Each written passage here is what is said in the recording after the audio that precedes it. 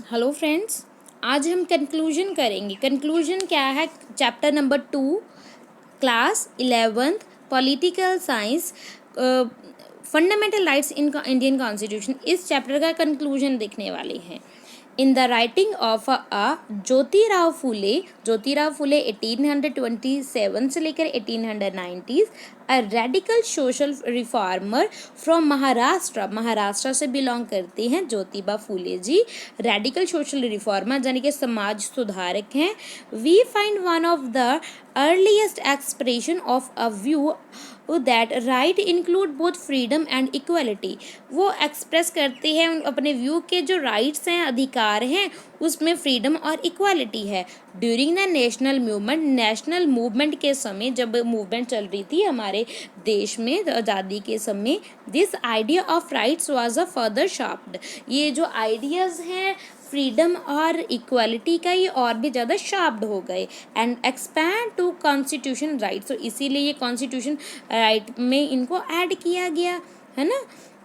And the idea of the rights was further sharpened and expanded to the constitutional rights.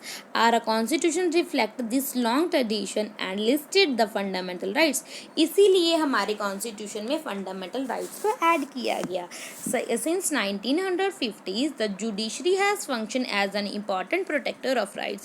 तो 1950s से बाद तक जो judiciary है वो बहुत इम्पॉर्टेंट रोल प्ले कर रही है। वो एक प्रोटेक्टर का काम कर रही है इन राइट्स के लिए। Judiciary interpretation have expanded the scope of rights in many respect. जो जुडिशरी है उसका इंटरवेंशन राइट्स को बचा लेता है, यानी कि इसके वायलेशन से होने से बचा लेता है। The government and the administration of our country function within overall framework. जो गवर्नमेंट है और एडमिनिस्ट्रेशन है वो इसी के फ्रेमवर्क में ही काम करते हैं। Rights enforce limitation. जो राइट्स हैं वो इन्फोर्स करते हैं, लिमिटेशन लगाते हैं गवर्नमेंट के फंक्शन के ऊपर एंड इंश्योर करते हैं डेमोक्रेटिक गवर्नमेंट हमारी कंट्री में। आई होप आपको इम्पोर्टेंस ज़रूर पता चली होगी कि जो फंडामेंटल राइट्स हैं उसकी कितनी इम्पोर्टेंस है। फंडामेंटल राइट्स से ही तो हमें फ्रीडम और इक्वालिटी देते हैं। फंडामेंटल राइट्स ही हैं जो गवर्नमेंट को